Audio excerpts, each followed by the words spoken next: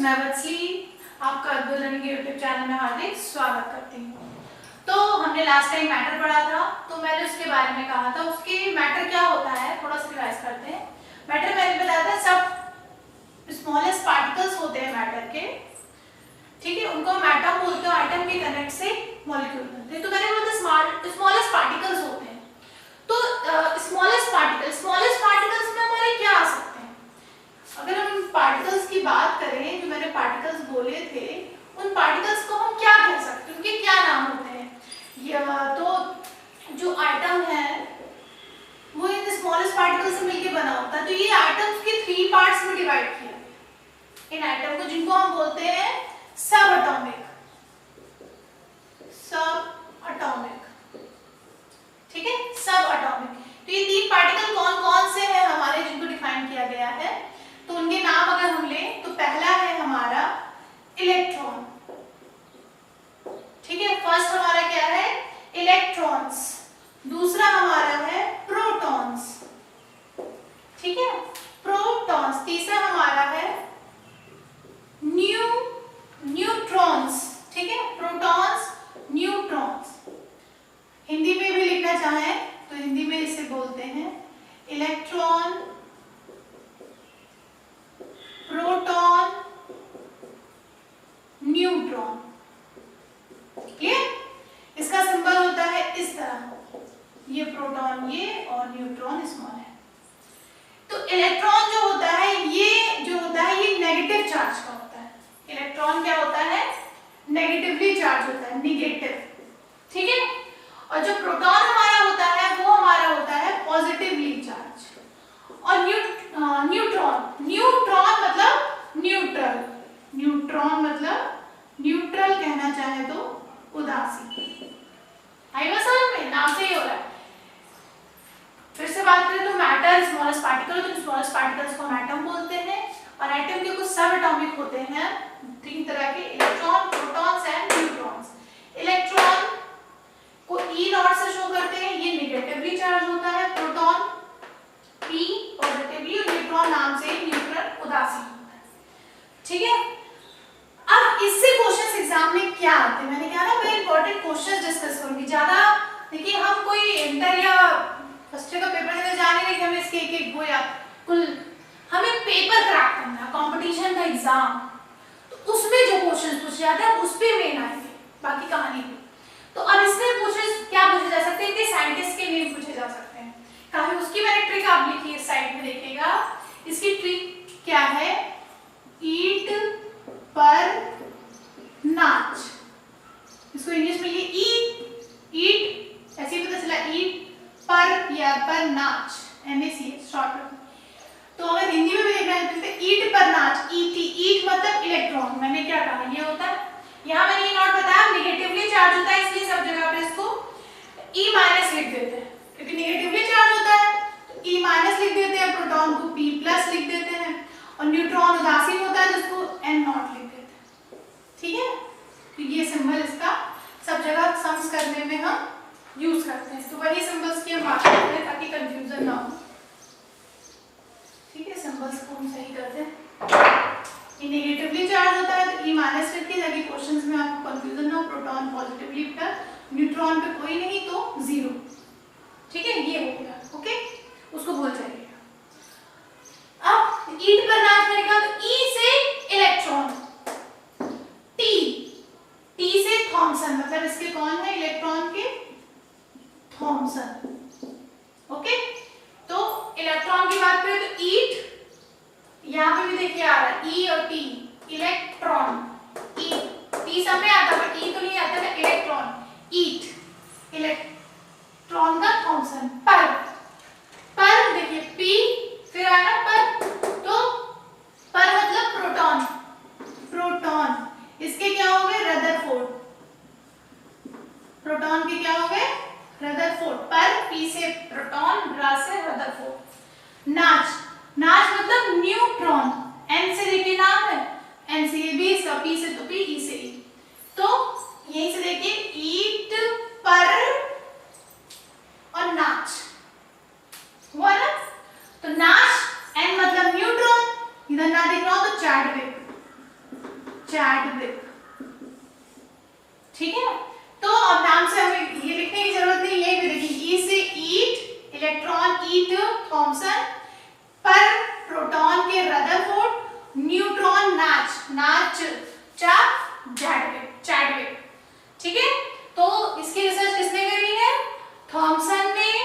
Rutherford ने और Chadwick ने। ईट पर नाट, इस तरीके से आप दिमाग में रखिएगा तो हो जाएगा। इससे ज्यादातर यही पूछा जाता है कि किसने खोज की है।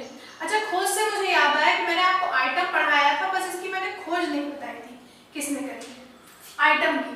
तो इसकी डिस्कवरी किसने करी है? हमारी जॉन डाल्टन ने। किसने करी है? जॉन डाल्टन ने। जॉन डाल्टन, जॉन डाल्टन, ये याद रखिए। ठीक है, आइटम की खोज किसने करी है? जॉन डाल्टन ने। ठीक है, डाल्टन ने। ये ए है, ये ओ, कंफ्यूज ना होइएगा भाई। ठीक है, जॉन डाल्टन, ये याद रखिएगा। इलेक्ट्रॉन का तो यही ईट पर नाट, Thomson, Rutherford, Chadwick, but atom की खोज किसने करी है? जॉन, ये ओ है, जॉन डाल्टन ने। ठीक है, डाल्टन, टन, आइटम तो टन। ठीक है, आइटम की खोज किसने की? अब इससे क्वेश्चन क्या पूछ सकते हैं? ये पूछ सकते हैं who is the discovery of electron? तो Thomson. Who is the discovery of proton? Proton, proper तो Rutherford. Who is the discovery of neutron? नाच, चैडविक। इस तरह क्वेश्चंस हमारे आ सकते हैं। अब इसमें कंफ्यूजन क्या होती है? कभी कभी क्वेश्चन आ जाता है who is known for discovery of proton for first time. ये नहीं पूछ रहे कि who is discovery of proton. ठीक है, इसमें क्वेश्चन में क्या डिस्कवरी ऑफ प्रोटॉन, प्रोटॉन की खोज किसने करी? तो परनाच, रदरफोर्ड। ओके, लेकिन अगर ये पूछ ले कि डिस्कवरी ऑफ प्रोटॉन, यही पूछे पूरा for first time, for first time, पहली बार किसने खोज की, उसको कौन कहते हैं? क्योंकि क्या होता, तो इससे पहले नाम होता है, तो इसका नाम है गोल्डस्टीन।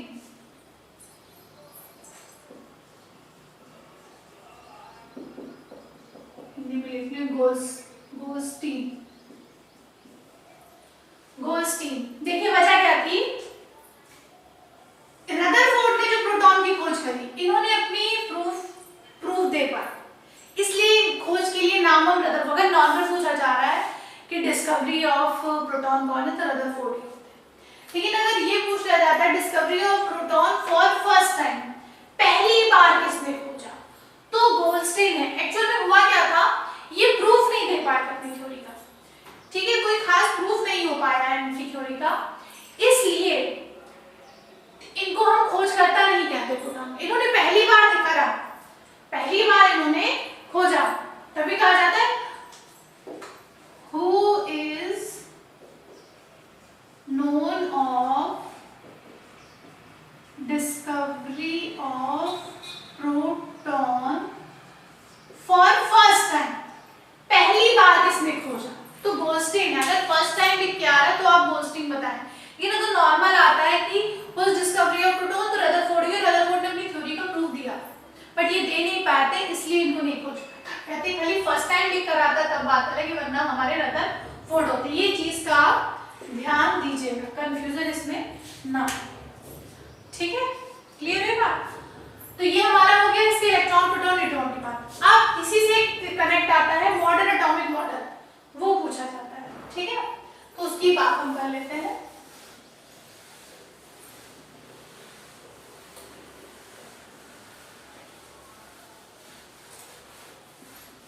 ये लिख लीजिएगा, दिमाग में रहेगा। क्या है modern atomic model? Modern atomic model, ठीक है, मॉडर्न एटॉमिक मॉडल, आधुनिक परमाणु का आधुनिक मॉडल कहें अगर, परमाणु का, ये परमाणु होता है आधुनिक, और ये मॉडल हिंदी में कहना चाहें तो परमाणु का आधुनिक मॉडल, मतलब जो मॉडर्न आधुनिक मॉडल, जो नहीं आया था वो क्या कहता था, उसने क्या कहा, उसने ये कहा, उसने एक स्ट्रक्चर बनाया इस तरह का, थोड़ा बड़ा बनाया ताकि दिखे, और कहा इसके चारों ओर शेल होती है।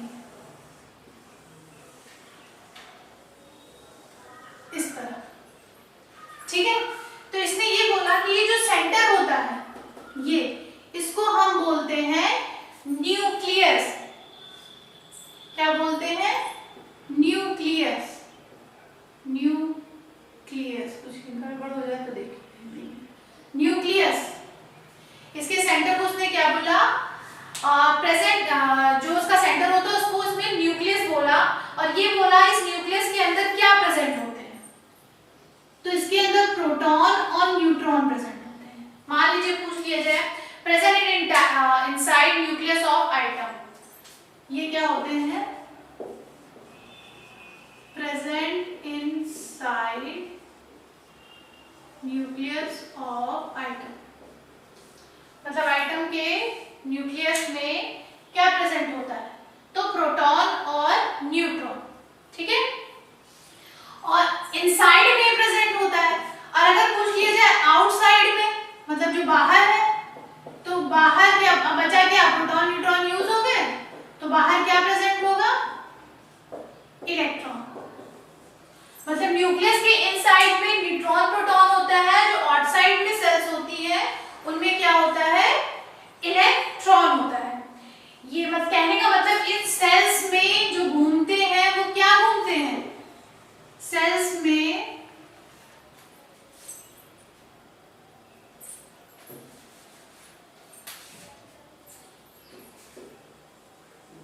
में ये जो इलेक्ट्रॉन है ये घूमते रहते हैं, अराउंड चक्कर लगाते रहते हैं, राउंडिंग करते रहते हैं, ठीक है। अब इन सेल्स को भी तो कुछ कहा जाएगा, तो इन सेल्स का नाम रखा गया KLMN। इन सेल्स को क्या कहा गया?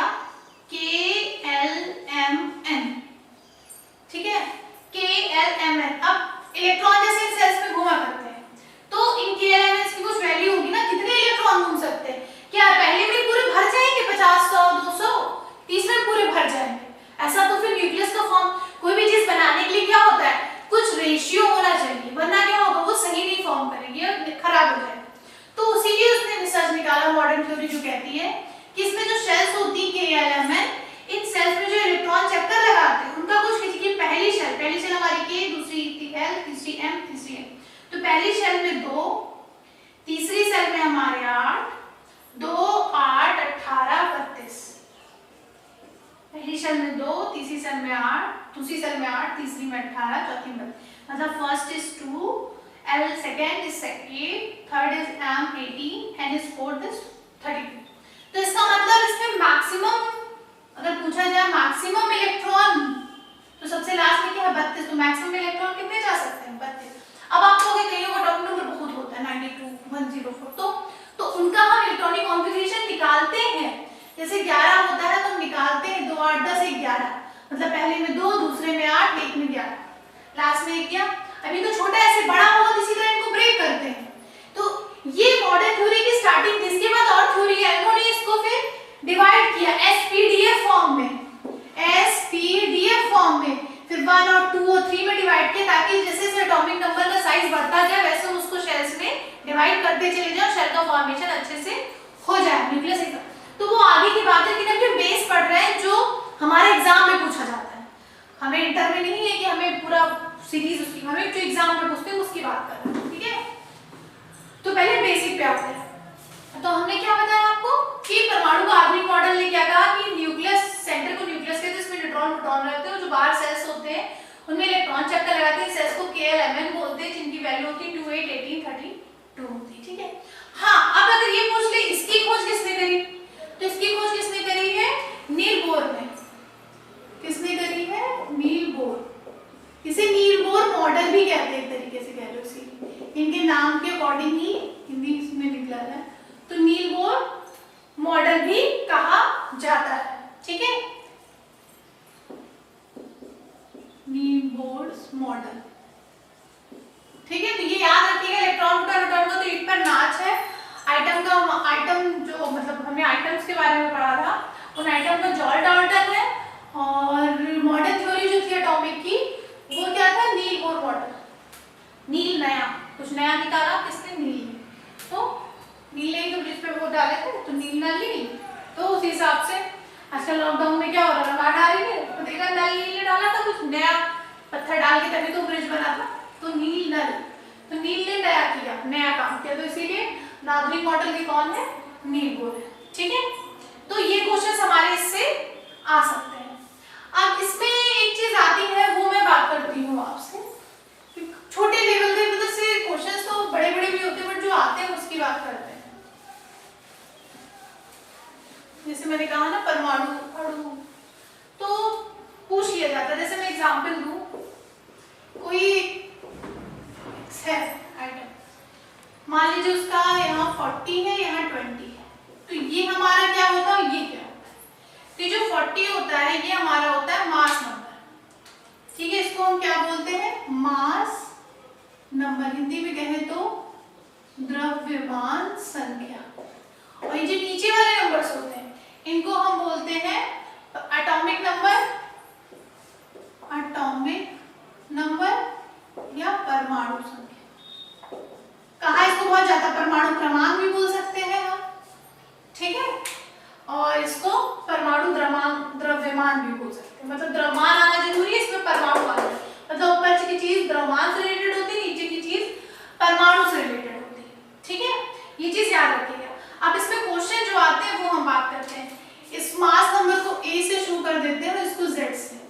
अब ये याद रखिएगा, जो ये मास नंबर है ए लिख दे रहे हैं हम, इसकी वैल्यू किसके किसके बराबर होती है, ठीक है, जो ए है हमारा और जो जेड है, तो ए पहले इसकी जेड, जो एटॉमिक नंबर है ये हमारे इलेक्ट्रॉन और प्रोटॉन इनके इक्वल होता है, ठीक है, इलेक्ट्रॉन और प्रोटॉन, जो हमारा एटॉमिक नंबर होगा वही इलेक्ट्रॉन होगा वही प्रोटॉन होगा। तो फिर न्यूट्रॉन क्या होता है ये हमें देखना है, तो वो हम इसकी हेल्प से निकालेंगे। मतलब मास नंबर क्या है, ए इज इक्वल टू हमारा क्या हो जाएगा, प्रोटॉन प्लस न्यूट्रॉन, मतलब मास नंबर और ये एटॉमिक नंबर। कहने का मतलब परमाणु संख्या क्या होती है, इलेक्ट्रॉन प्रोटॉन, जो अगर ये 20 है तो ये भी 20 है, ये भी 20 है। मास नंबर कैसे निकलता है, प्रोटॉन और न्यूट्रॉन ही बचा था। अब चाहे यहाँ प्रोटॉन लिख लो, चाहे ये लिख लो, चाहे ये लिख लो, तो न्यूट्रॉन जोड़ के निकलता है।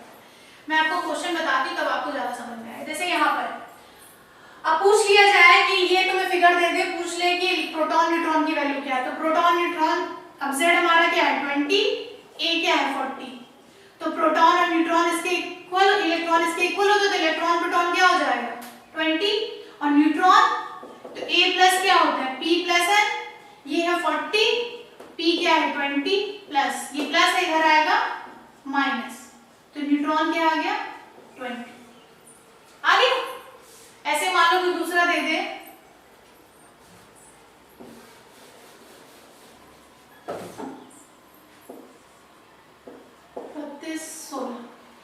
अब ये क्या होता है याद रखिए, ऊपर A और नीचे Z, यही तो चलता है A to Z।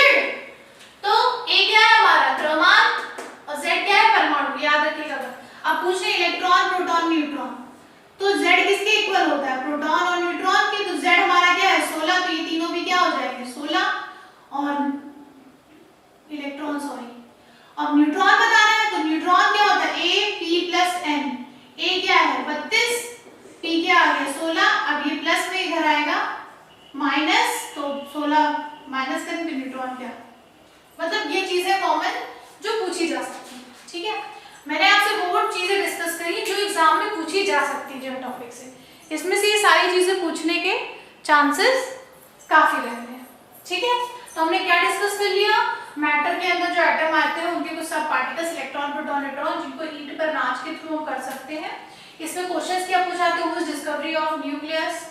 हाँ एक चीज मैंने और नहीं बताई आपको, जो मैंने बताया था कि ये न्यूक्लियस होता है, तो इस न्यूक्लियस की खोज किसने करी, इसकी भी खोज हमारी रदरफोर्ड ने करी, जिसकी खोज प्रोटॉन ने करी है उसी की खोज। अब देखिए मैं सारे खोजकर्ता के नाम एक बार आपको रिवाइज कराती हूँ। सबसे पहले इलेक्ट्रॉन प्रोटॉन न्यूट्रॉन, ये तो फिक्स है, हीट पर नाच से आप देख लेंगे, थॉमसन रदरफोर्ड चैटल, इसमें डाउट नहीं। फिर आइटम की बारी आती है कि who is discovery of item, ठीक है, आइटम इज जॉन डाल्टन, ठीक है, आइटम हो गया। न्यू मॉडल जो दिया गया, न्यू मॉडल ऑफ एटॉमिक में न्यू, तो नील ने दिया। न्यूक्लियस मैंने बताया आपको कि न्यूक्लियस में प्रोटॉन न्यूट्रॉन रहते हैं, तो उस न्यूक्लियस की खोज किसने करी, न्यूक्लियस की खोज भी रदरफोर्ड ने करी, जिसकी प्रोटॉन ने करी।